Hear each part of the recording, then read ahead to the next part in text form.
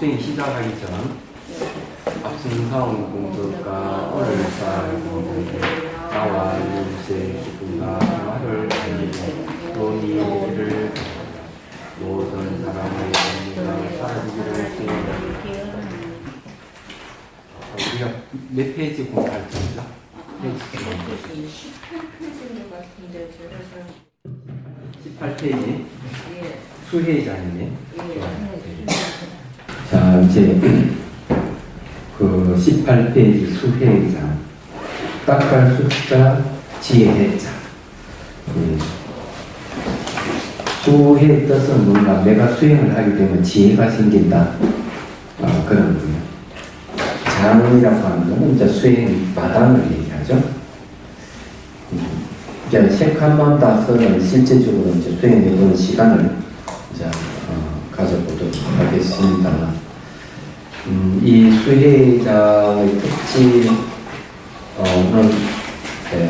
아주 간단해요. 맑고 투명한 데다 초점을 맞추는 데 있다. 거울같이 맑고 홈같이 투명하게 비있는 걸 얘기해요. 근데 왜 거기다 초점을 맞추느냐 하게 되면 그것은 우리 마음의 본성이 거울 같고 홈같이 비있기 때문이에요. 그에 대해서 이제 좀 설명을 좀 할 필요가 있는데 그 전에 이 내용을 일목요연하게 우리가 파악할 수 있는 그림을 제가 한번 그리겠습니다.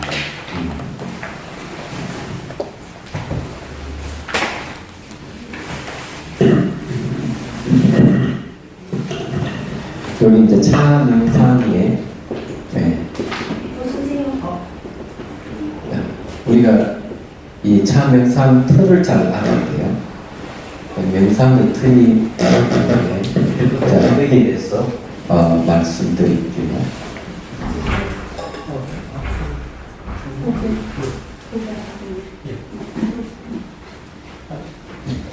자, 차 명상 틀 첫 번째 알아차림. 그림을 그릴 테니까 두 번째 상상, 세 번째 이야기. 그럼 요 세 가지를 구성하는 구성 요소가 있어요. 구성 요소도 아주 중요해요. 이 세 가지를 구성하는 구성 요소는 뭐가 있느냐? 첫 번째 비유, 두 번째 상징이라고요.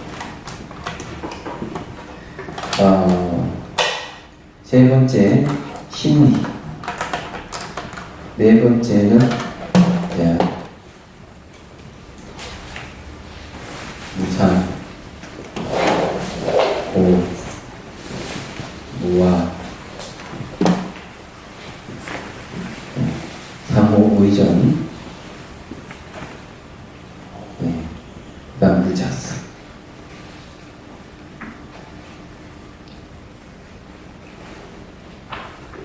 이렇게 돼 있어요. 이게 참 명상 틀이에요.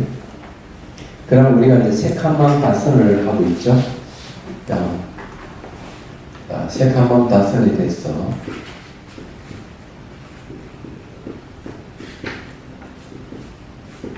해부를 해 봐야 되겠죠.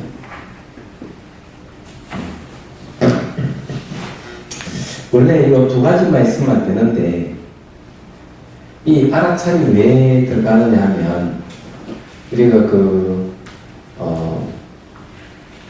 다시 풍미기 이제 명상에 자기 집에서 명상 정원으로 갈 때 그 알아차림이 돼야 돼요. 그래서 그렇고요. 또 매우 현실적인 이야기죠. 그래서 이제 알아차림이 중요해요. 여기에 이제 요즘 말하는 직관을 얘기합니다. 직관. 이 직관을 통해서 있는 그대로 알 때 그걸 바탕으로 해서 우리가 상상과 이야기를 할 때 좀 달라지죠. 자, 이 상상에 대해부터 얘기할게요. 상상제 꿈, 상상, 현실. 이거부터 이제 알아야 돼. 이 세 가지는 같다. 장소는 다른, 꿈이라는 장소와 상상이라는 장소와 현실이라는 장소는 다른데, 뭐가 같으냐면은 인식 결과가 생긴다는 데는 똑같아요. 그래서 이제 우리는 상상으로 수행을 한다, 명상한다 이러면은 다들 상상이 무슨 힘이 있길래 상상을 명상한다고 하느냐, 이렇게 얘기하기 때문에 이 얘기를 할 수밖에 없어요. 꿈의 강도를 만나면 왜 되죠? 꿈의 강도를 만나면 막 도망가기 바쁘고 잠에서 깨고 보면 몸에 땀이 흥건하게 젖어 있어요. 꿈속인데 현실적으로 그런 결과가 생긴다는 얘기죠. 유식사상에서는 이런 얘기를 해요. 아이고 지금 스님이 지금 멋있다. 이제 총각이 꿈속에서 이쁜 처녀를 만나면은 몽정을 해요. 신체적인 반응이 있다는 얘기죠. 꿈인데 왜 신체적인 반응이 있을까? 꿈속에서도 역시 사물을 인식하기 때문에 그렇다. 대상을 인식하기 때문에 인식 결과로서 신체적인 반응이 오는 거예요. 그게 꿈이에요. 그럼 상상은 어떠냐? 내과학에서도 이걸 실험을 했는데 내과학에서는 상상과 현실이 같다고 이렇게 얘기하죠. 꿈에 대한 이야기는 없어요. 내과학에서. 아마 좀 더 내과학자들 공부를 더 해야 되지 않을까 이런 생각을 해요. 이 골프를 치는 사람에게 이제 실험을 하죠. 머리에다가 이제 전선을 모니터에 연결시키고 골프를 치면은 그 모니터에 생기듬이 생겨요. 생기듬이 생기는데 골프채를 내려놓고 앉아서 상상으로 골프를 칩니다. 근데 똑같이 생기듬이 생겨요. 그림이 거의 같아요. 그러면 상상으로도 골프를 치더라도 역시 상상 속에서 사물을 인식하기 때문에 신체적인 반응이 나타나요. 이 상상. 현실은 다 말할 나위 없고. 그런데 미국에서 또 어떤 실험을 했는가 하면은, 농구공을 이제 골대에 넣는 시합을 벌이는데, A팀은 상상으로만 일주일 내내 공 넣는 연습을 하고, B팀은 실제적으로 이제 열심히 뛰면서 공을 넣는 연습을 했어. 두 팀이 이제 누가 그런 공을 더 많이 넣느냐 시합을 했는데 상상으로만 일주일 내내 연습한 팀이 공을 더 많이 넣었다는 얘기. 그럼 상상으로 이렇게 골을 넣으면 별 효과가 없어야 되는데 있었다는 거죠. 그래서 요즘 이제 운동하는 사람들은 이미지 트레이닝이라고 해서 많이 하는 이유가 거기 있어요. 그 장미란 선수가 내도 앉아서 눈 감고 옆뛰던 연습을 열심히 해서 올림픽에 나가서 금메달을 땄잖아요. 상상으로 한다니까 신체적인 반응이 없는 게 아니다, 있다 이거죠. 그렇기 때문에 여기 이 차명상 틀 중에 하나가 상상이 들어간다. 이런 걸 이제 여러분 이해를 하시면 돼요. 다음 이야기가 있죠, 이야기. 이건 스토리인데 여기에는 매듭이라는 게 있어요, 매듭. 하나는 번뇌라는 매듭이 있고 하나는 지혜라는 매듭이 있어요.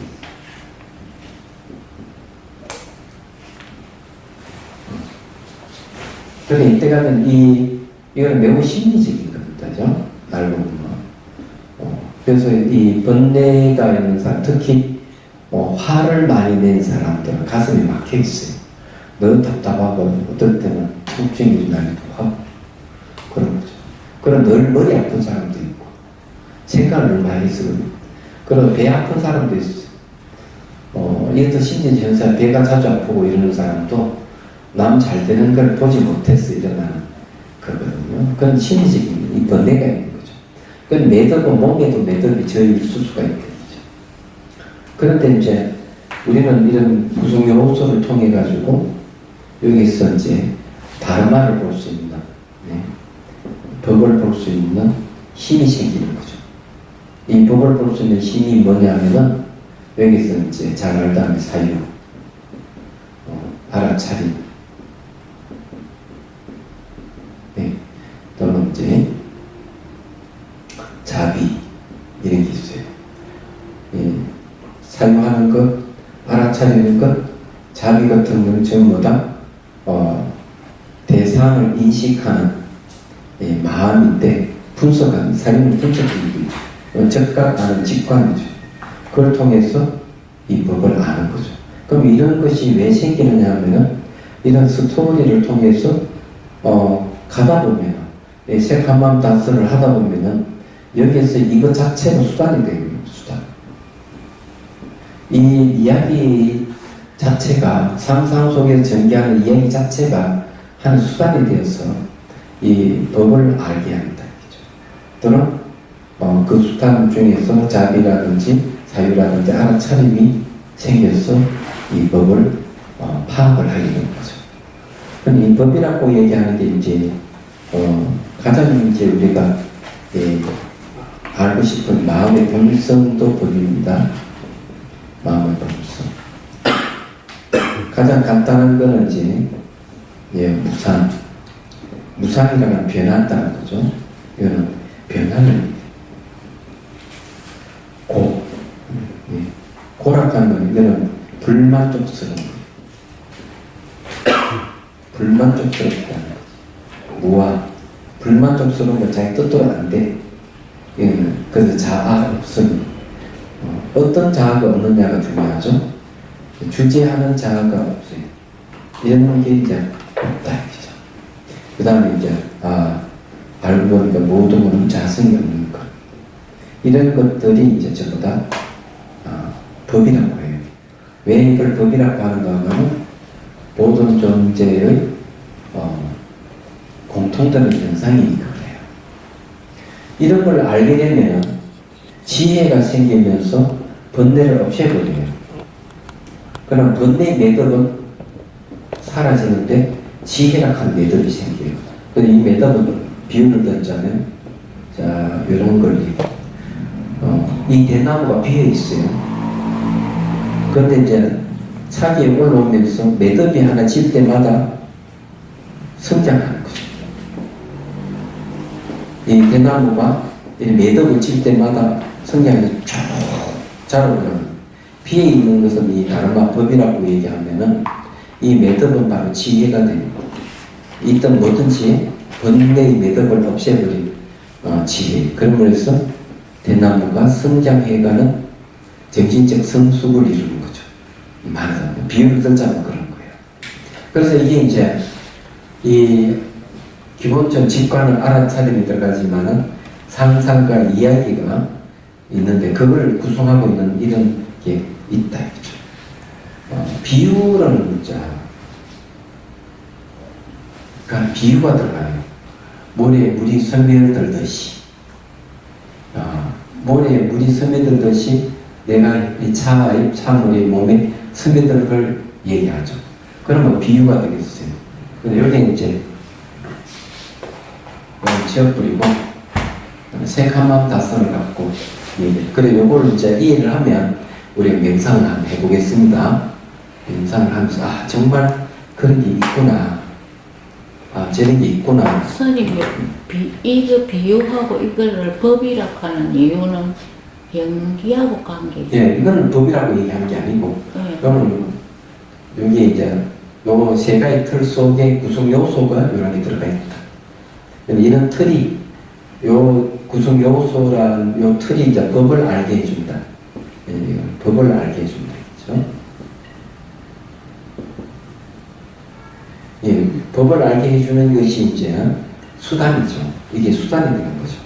근데 그 속에서 이제 여기에 우리가 사유가 일어나고 알아차림이 일어나고 그리고 이제 이걸 통해서 자비도 일어나, 자비심이 일어나요. 이런 것이 일어나. 이런 게 일어나면서 대상을 자비있게 바라보거나 분석하거나 직관적으로 알게 됩니다. 그럼 뭘 아느냐? 법을 알게 되는 거죠. 예, 이런 얘기면 그러면 이제 요거를 책 한만 봐서는 한번 얘기를 해보죠. 책 한만 봐서는 처음에 뭘 얘기를 하는가 하면 찻잔부터 얘기해줘. 찻잔. 찻잔에서 옹달샘으로 갑니다. 자, 옹달샘으로 가면서 그 다음에 더 큰 연못으로 가죠. 연못에서 호수로 갑니다. 호수에서 바다로 가요. 바다에서 하늘로 갑니다. 자, 하늘에서 다시 바다, 호수, 연못, 옹달샘, 찻잔으로 내려오죠. 이렇게 한 바퀴 도는데 이 안에는 이야기가 있어요. 그건 또 상상으로 해. 얘기하잖아. 이것도 매 순간 이 찻잔 옹달샘 바뀌어가는 거 내가 알아차리는 거가 있고. 그럼 여기에 이제 찻잔, 옹달샘, 연못, 호수, 바다, 하늘 이렇게 가는데 요거는 매우 상징적인 의미가 있는 거예요. 그럼 어떤 상징이 여기에 상징적인 의미가 있느냐 이러면 찻잔에는 차물이 맑고 투명함, 옹달샘도 맑고 투명함, 연못의 물이 맑고 투명함, 호수의 맑고 투명함, 바다의 맑고 하늘에 텅 비어있는 맑고 투명함, 그런 걸 상징하고 있는데 여기 왜 스토리가 정의되는가? 찻잔부터 옹달샘이 커요. 옹달샘부터 연못이 커. 연못부터 호수가 크고 호수가 바다 크고 바다 하늘이 커요. 이걸 연상을 하는 거, 상상하는 거죠. 이 상상하다 보면 의식 영역이 작은 데다 아주 커져버려. 예. 그러면 커지게 되는 거죠.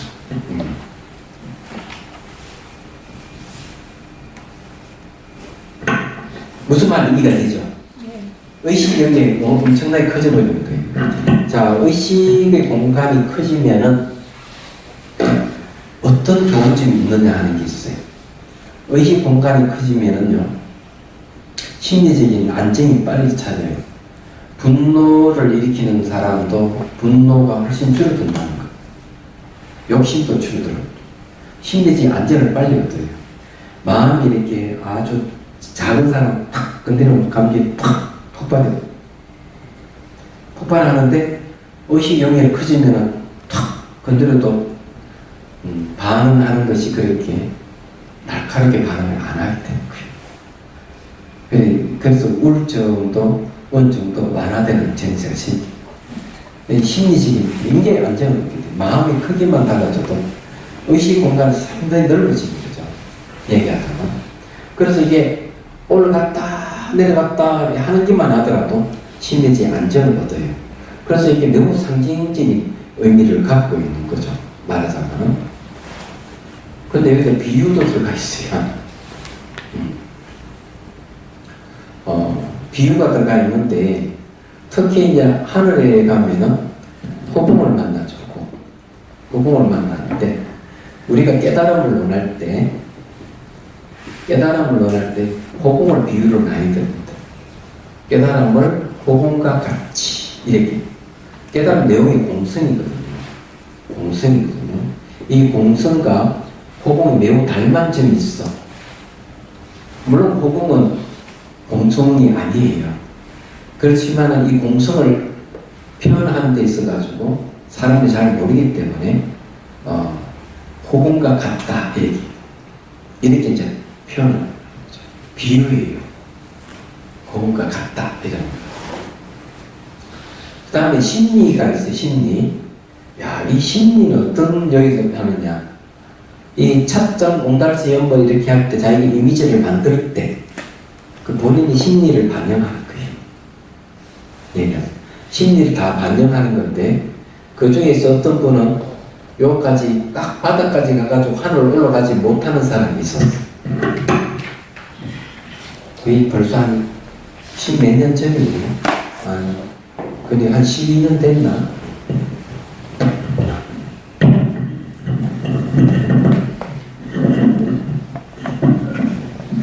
제가 이제 그 얘기를 하는 이유가, 그때가 원광대학교에서 예, 한국차 학회가 있었어요. 저거 기조 연수를 좀 해달라고 해서 가서 차 명상을 소개했습니다.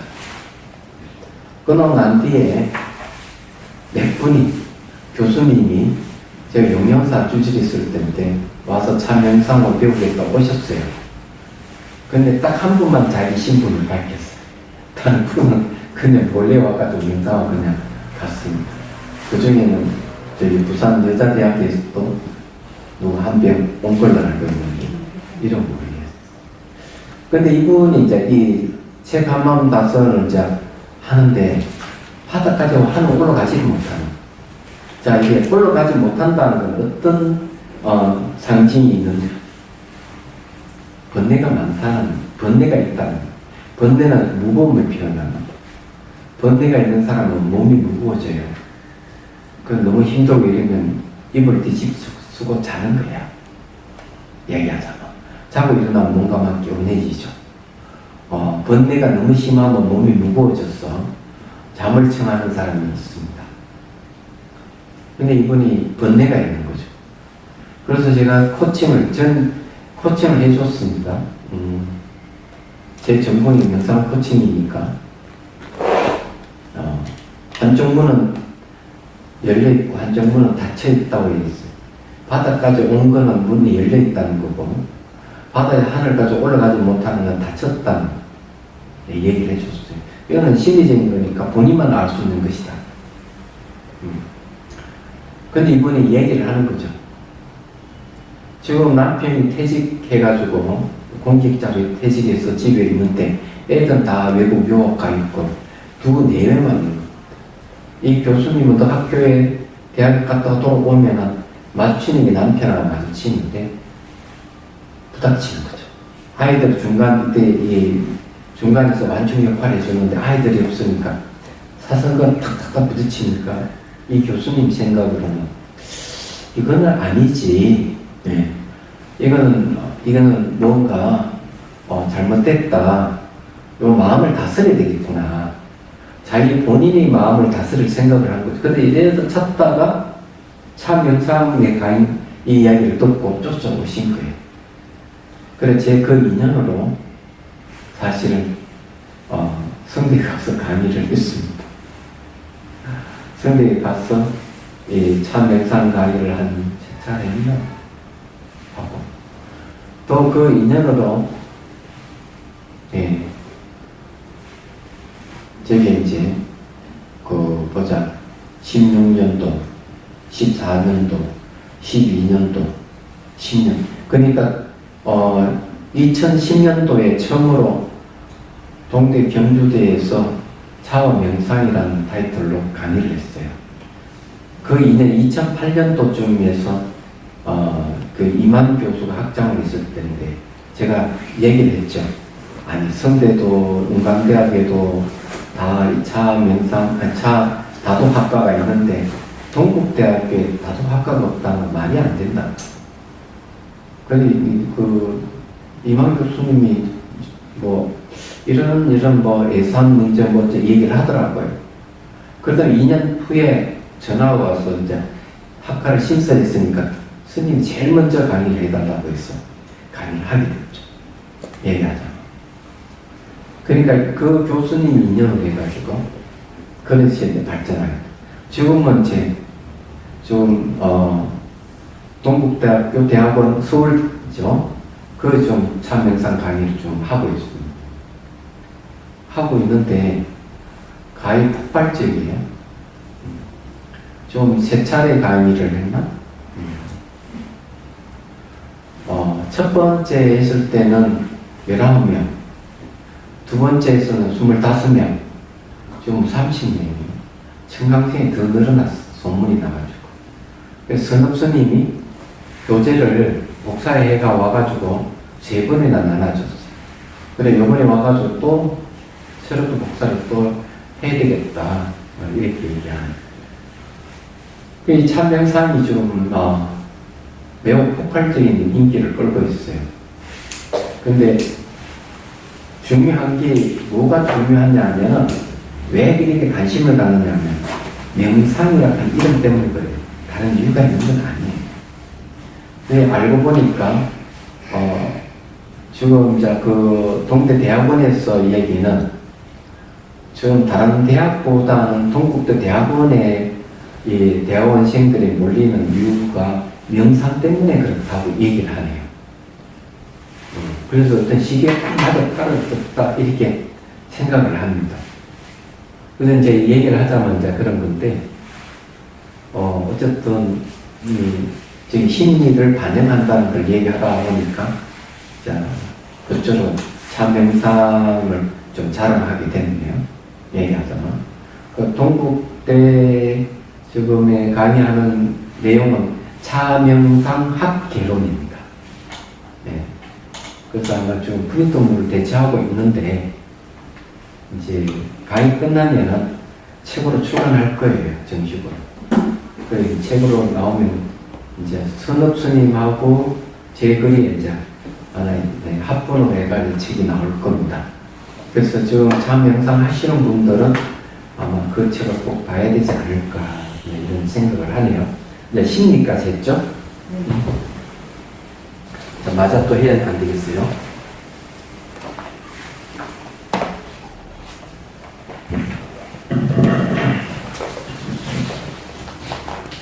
자, 여기 이제 이 구성 요소 중에서 참명상 특의 구성 요소 중에서 무상이 있어요. 그래서 이게 이제 찾자서 옹달샘과 옹달샘 연못으로 갈 때 요 안에 얘를 옹달샘에 물이 퐁퐁퐁퐁 솟아오르는 것, 그건 무상을 상징하는 거죠. 연못에 맑은 물이 다 닳더니 연못 속에 거북이들이 막 논린다. 무상을 얘기해요. 호수에는 어때요? 배가 지나가죠. 지나가면서 물이 출렁출렁출렁 하는데 무상을 얘기해요. 바다도 마찬가지고 하늘에 이 떡구름이 싹 지나가는 상상 속에 이루어지는데 그 안에 무상이 들어가 있어요. 무상을 자꾸 보다 보면 만족스럽지 않다 하는 거예요. 변하는 건 만족스럽지 않다는 지혜가 있어요. 이게 고예요. 그리고 이 만족스럽지 않는 것은 자기 뜻대로 안 돼요. 마음대로 안 돼요. 그건 무아예요. 이런 것들이 이 안에 다 나오는 거죠. 그 다음에 이제 상호 의존입니다. 첫자고 옹달샘 서로 의존 관계를 이루고 있다는 거죠. 구성요소 중에서. 그 다음 무자성이 있습니다. 상호 의존하고 있는 것은 실체가 없어요. 그래서 한 단계에 가면 그것이 바로 드러납니다. 과거에 예를 들어가지고 옹달샘, 차자 옹달샘 왔다면은 옹달샘에서 지나간 차자는 돌아오지 않았고 미래 연구도 오지 않을 수 없다는 거죠. 옹달샘에서 바라봤을 때. 옹달샘 연못으로 가면 똑같이 옹달샘 지나갈 수 없고 호수로 오지 않을 수 없고 연구가 없는 거죠. 이렇게 하다 보면 무상공이 무상적공이구나. 이걸 알 수 있죠. 무상적공입니다. 무상은 뭐냐면 변하니까 과거, 현재, 미래를 나눠보는 거죠. 미래를 나눠보니까 아이고 과거는 지나갔고 미래는 오지 않고 현재는 생기고 사라지고 반복하는구나. 생기고 사라지고 반복하는데 실체가 없어. 바로 공을 얘기하는 거죠. 그래서 무상적 공 바로 보여주는 거죠. 그러면서 이제 이렇게 쫙 올라가면은 물질적인 현상이 색적 공이죠. 색적 공. 물질 현상이 다 비어집니다. 내려오면은 뭡니까? 비어 있는 것들이 알고 보니까 물질 그대로 들어가. 공적 색이 되겠습니다. 이걸 알게 되는 거죠. 이 전부 다 무자성하고 관련된 자성이 없다. 존립하는 것이 스스로 존재하는 존립하는 게 없다는 거. 그래 스스로 존립하는 성품이라는 건 없다. 이게 무자성. 그래서 이 상상과 이야기 속에 이 알아차림 있는 이 속에 이런 구성 요소가 들어가 있는 거죠. 말하자면 들어가 있는데 이렇게 하다 보면 자 여기 뭐가 생기느냐 처음부터 끝까지 하나로 해통하기 시작해요. 모아서 통하게 한다. 물론 알고 보니까 전부 다 자성이 없구나. 모든 상호 의존하고 있구나. 매주가 변하는구나. 변하니까 소유할 수 있는 아무도 없어. 이거 알아요. 그래서 무상합니다. 사람이 변하잖아. 집이 변하죠. 국토가 변하지. 국토가 변하겠어? 지구가 변하고 우주가 변하죠. 변화는 하나로서 다 해통하죠. 그렇죠? 그 다음에는 상호 의존이에요. 인간이 변한다 하는 서로 의존하고 있기 때문에 인간이 뭔가 많을수록 의존성을 갖고 있죠. 집도 건축하죠. 서로 의존 건축하죠. 국토도 사회 구성도 서로 의존성이 가게 있죠. 지구도 그렇고 우주도 그렇고. 그러고 보니까 시간적으로 변하고 공간적으로 상호 의존하고 있으니까 그건 자체 성격이 없어진다. 이렇게 쫙 갔다가 하는 거죠. 이걸 갖다가 일미라고 해요. 한 맛이. 그리고 다섯 일미예요. 차를 매겨려서 선을 했을 때 한 맛을 깨닫는다는 거죠. 요건 엉터리로 해석하는 사람 많아. 엉터리로 해석하는 사람 다 맹상하는 사람이 아니야. 차와 선은 한 맛이라고 주장하는 사람들은 왕초보자들, 엉터리로 해석하는 거예요. 차와 선이 한 맛? 그건 무슨 뜻이지? 안 돼요. 차를 매기로 해서 선을 하는 걸 자선이거든요. 그걸 통해서 깨달음 얻는 게 일미예요. 깨달음 내용 일미고, 일미를 다른 말, 우리가 최종 목적 달성 일미를 깨닫는 데 있습니다. 나아가는. 그래서 이제 요 얘기하자면, 이렇게 되는 거죠. 해통. 그럼 여기서 해통만 있겠느냐? 이렇게 접하다 보면은, 앞에 제가 얘기했던 부분인데, 사유가 있고, 알아차림이 있고, 자비가 튀어나오고, 이런 거. 그냥 하나 깨뚫보는 힘이 생기는 거는, 이건 지혜 부분입니다. 사실은. 지혜죠. 지혜. 사유는 이제 분석하는 거, 알아차림 직관에서 있는 그대로 아는 것, 또 사람을 자비로 대하는 것, 이런 것들을 해가지고 전부 다시 해통해서 해버리는 거죠. 이 참 영상 틀을 통해서 깨달음을 얻는다는 겁니다. 그래서 이제 간단하게 얘기하면은 이 내용이 바로 새카만 다선을 완전히 해고할 수 있는 거죠. 그런데 이제 제가 말씀드리고 싶은 거는 이때까지 다도를 하신 분이나 선달을 하신 분들, 다례를 하시는 분들이 정말 그렇게 해서 얼마만큼 사람들에게 이익을 줬느냐, 사회에 훌륭한 이익을, 영향을 주었느냐 하면 너무 미미했지 않느냐. 저는 그렇게 생각해요. 그럼 참 명상을 하게 되면은 그럼 얼마만큼 사회에 영향을 줄 수 있느냐 하는 게 있죠. 줄 수 있습니다. 심리적 문제 해결돼요. 자살하는 사람들 줄어들 거예요. 우울증이 완화되고, 탐욕이 현재 줄어들고, 분노장애 조절하는 사람, 조절이 안 되는 사람들이 점점점 줄어들 것이다. 자비심이 생겨가지고 많은 사람들에게 긍정적인 영향을 줄 것이다. 그런데 저기서 자비가 어떻게 도출될까 참 궁금하죠. 그럴 거예요. 저기에서 이제 나오는 건 상호 의존과 무자성에 대해서 자비가 튀어나와요. 모든 존재는 분리되어 있지 않구나. 이걸 알아요. 그래서 분리되어 있지 않다는 것은 평등하구나. 평등하다 하는 시각에 대했을 때 사람은 어떻게 대하지? 사람의 연민심을 대하기 시작합니다. 그 자비심이 나와요. 그 사회 문제도 많이 해결돼요. 예를 들어서 이제 세가만 다선 말고 우리가 한 마음 다선에서 하는 부분을 미리 한 가지 얘기를 해보죠. 이거 전부 찻잔 다 준비됐죠, 그죠?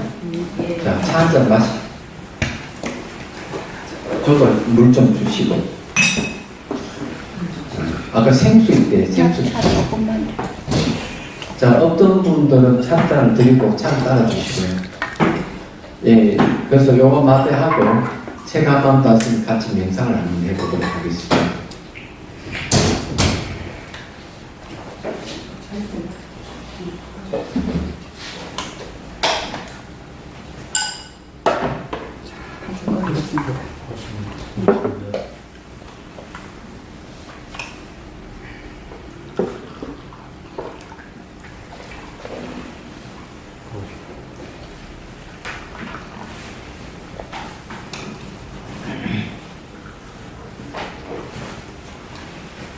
자, 전부 다.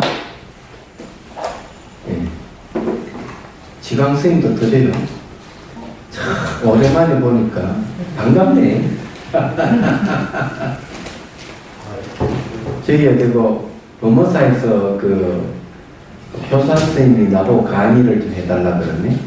그 내년에 법무사 무슨 저기 불교 대학이 있는 모양이죠. 예, 그래서 이제 내년에 해달라 하는데 예, 뭐 한 달에 2차례로 얘기를 하는데 예, 한 달에 한 번은 확실하게 해줄 수 있는데 예, 일정을 또 봐야 돼. 구분을 할 수 있는지 없는지는 금요일이라고 하는데 지금 이번 성교 연수 때 스님들이 예, 경륜 강의를 해달라는 요청이 와가지고 그래서 내년에부터 이제 자기 성사에서 그냥 1월달부터 할 거예요. 우리 학당이라는 이름 하에 예, 대선 기신론부터 강의할 생각입니다. 예, 그래서 이제 그것도 금요일 토요일 이렇게 1박 2일을 해서 예, 대선 기신론 강의를 한 3차례 강의를 할 생각이에요. 예. 그 끝나면 또 다른 이제 경론을 가지고 또 강의를 하고 일단은 이제 스님들이 요청을 했으니까 하겠다 그랬습니다. 그러다면 셋째 주 금요일 빼고 이제 다른 금요일 날 아마 법무사 불교대학에서 해야 되지 않을까 이런 생각을 해요. 그래서 지금 이제 그런 게 일정이 지금 이제 교선생님 전화가 왔기 때문에 회의를 한번 했어요. 근데 내가 일정이 너무 빡빡하다 보니까 작년보다 올해가 일정이 2배로 늘어났어요. 보니까. 올해도 그때 스님 초청하실 때 그 얘기를 하시긴 하시더라고요. 근데 이번에 그 법무사 보고 깜짝 놀랐던 게 그전에는 다음 살림법회가 없었는데 주의신님이 항상 살림법회를 여는 것 같더라고. 예, 그래서 안목에 있으신 분 같은 느낌이 들었어요. 그런 거 잘 하시는 것 같아요. 잘 하시고. 그 직접 주의신이 나오셔서 법문을 듣고 하는 거 보니까 예, 그냥 보통 주제가 헛세를 부릴 만한데 예, 이분이 그런 분이 아니구나 하는 생각도 하게 되네. 하여튼 놀랬어요. 그럼 한 달에 한 번요? 네. 그런데 그렇게 사람들이 많이 왔어요. 금요일 날. 아주 좋았습니다. 금요일 한 달에 한 번. 그때 수불스님이 주제로 있을 때는 그때는 저기 부족해 살기 때문에 예, 갔었거든요.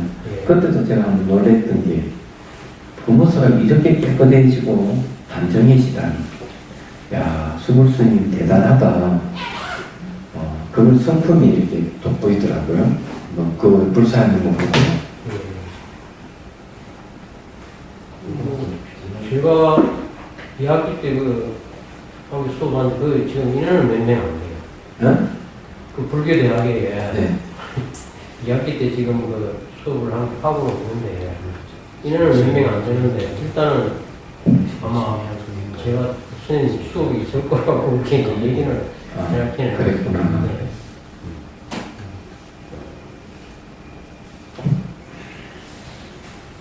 자, 차를 한 잔 마시죠.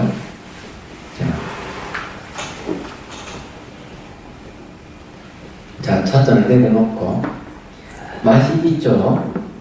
자, 이 맛 가지고 얘기를 해보실게요. 이 맛을 보는데 우리는 그냥 단순히 맛이 좋고 나쁨만 가려요.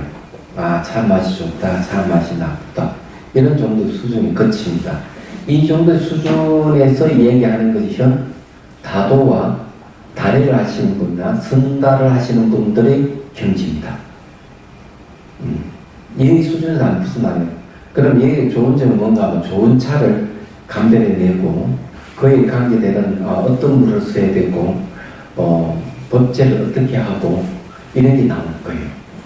그래 나쁘진 않지만 그 수준이 와 있다는 거죠. 그럼 우리가 차 명상의 입장에는 좀 다르게 봅니다. 어떻게 보느냐? 자, 혀가 없으면 차 맛을 볼 수가 없어요. 차 물이 없어도 차 맛을 느낄 수가 없어. 미각 의식이 없으면 차 맛을 느낄 수가 없어요.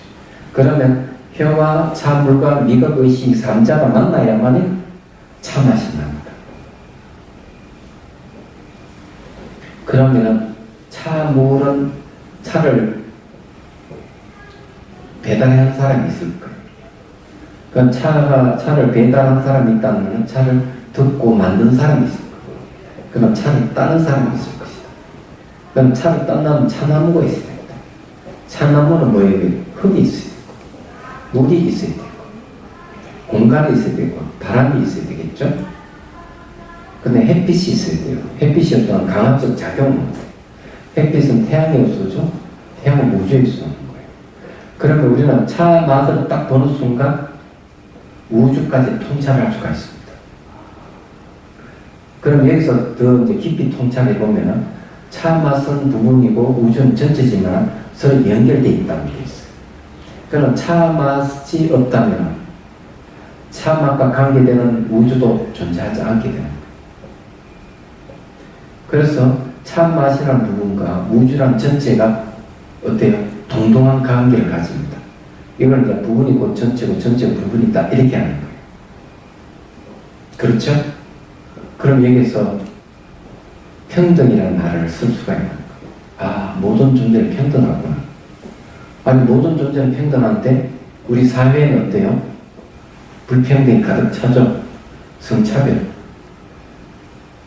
계층 간의 차별, 인종차별, 세계에서 테러가 일어나고 전쟁이 일어나고 요즘 가장 심각한 게 뭐죠? 환경오염, 플라스틱 같은 거. 플라스틱을 함부로 버림을 해가지고 이것이 이제 바다 생물들이 먹고 또 인간 그 고기를 또 먹고 그 인간은 또 병이 들고 이런 거는 다 불평등에서 오는 거예요. 평등한 마음이 있으면 환경을 평등하게 돼야지 함부로 오염시키겠어요? 또 태해를 자행하거나 전쟁을 일으키는 것도 불평등에서 오는 거예요. 그래서 우리는 차를 한 잔 딱 마시는 순간 모든 걸 평등하게 보는 시각이 생기면 자기 가정사부터 해가지고 자기 내면에 있는 차별성부터 없애버리겠죠. 사회 문제, 인류 문제, 이 문제를 제대로 바라볼 수가 있고 그런 면에서 우리는 해결할 노력이 일어난다고 봅니다. 그럼 이때까지 다도나 다리를 하시는 분들, 선다를 하시는 분들, 그런 분은 과연 차를 통해서 이 세상을 바로 깨뚫어 받는다는 거죠. 없습니다. 아무도. 그래 겨우 수준이 차 맛이 좋다 나쁘다 해서 끝났습니다. 그래서 이게 차 명상이 대단하다는 것은 그런 데서 얘기를 할 수 있는 거예요. 그래서 여기서도 이제 차 명상을 제가 틀에 대해서 얘기를 했는데 바로 이제 그런 문제가 있는 거죠. 우리가 왜 차 명상을 해야 되는가 하는 이유이기도 해요. 이제 이해가 되셨죠? 네.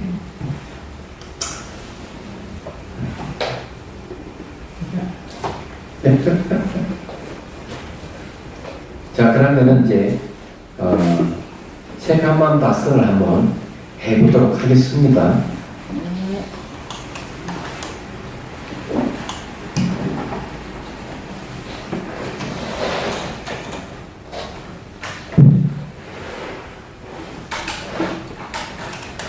색감만 답선 한번 실습하고 다음 시간에 이걸 하나하나 우리가 이걸 공부하도록 하겠습니다.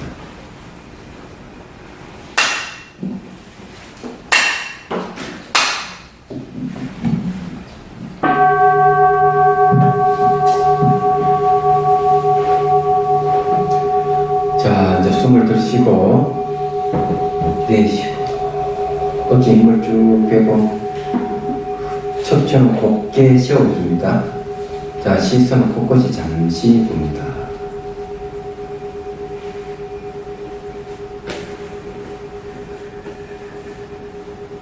자, 이제 눈앞에 찻잔을 보십시오. 자, 찻잔을 보고 손을 잡아요. 찻잔을 잡고, 자, 들어서 앞에 딱 두 손을 이렇게 받쳐들어 딱 잡고 차물이 고요해질 때까지 흔들지 않을 때까지 들고 있습니다. 그럼 차물을 보십시오. 물을 보면은 바닥에 연꽃 문양이 있어서 차물이 맑고 투명하면 잘 드러나죠.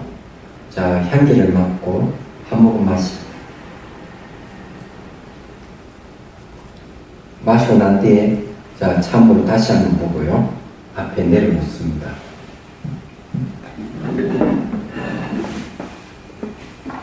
자, 눈을 감습니다. 눈을 감고 앞에 차상이 놓여있다고 생각하고, 자, 명상 찻잔에 차물이 담겨 있어요. 이미지를 떠올려봅니다. 자, 맑고 투명한 차물이 있어요. 바닥이 연꽃 문양 때문에 더 맑고 투명히 잘 드러나죠. 자, 이미지를 떠올리고, 찻잔은 나의 몸이고 차물은 나의 마음이다 이렇게 생각하십시오. 거울같이 맑고 고운같이 투명하다는 거죠. 여기 비유입니다. 비유가 들어가는 거죠. 자, 이번에는 자, 옹달샘으로 갑니다. 자, 산속에 있는 옹달샘, 옹달친 곳에 샘이 있어요. 물이 맑고 투명한 물이 퐁퐁퐁 솟아오르고 있습니다. 찻잔보다 몇 배 크죠? 네. 자, 옹달샘은 나의 몸이고 맑고 투명하게 솟아오르는 물은 자기 마음이라고 생각을 하십시오. 만일에 이제 합의를 해서 자기 몸이 옹달샘이 되고 내 마음이 옹달샘 물이 되면 더 좋겠죠. 자, 이미지가 분명해지는 이번에는 옹달샘보다 몇백 배 큰 연못으로 갑니다. 자, 홍련과 백년이 피어 있는데 연꽃은 정화작용이 있어서 이 연꽃 물이 아주 맑고 투명해요. 이거 연못의 물을 자세히 들여다보십시오. 들여다보면 큰 붕어들이 못 읽고 있습니다. 왔다 갔다 하면서. 연못은 내 몸이고 연못의 물이 맑고 투명하면 자, 자기 마음이라고 생각하고 자, 하나가 되어 봅니다.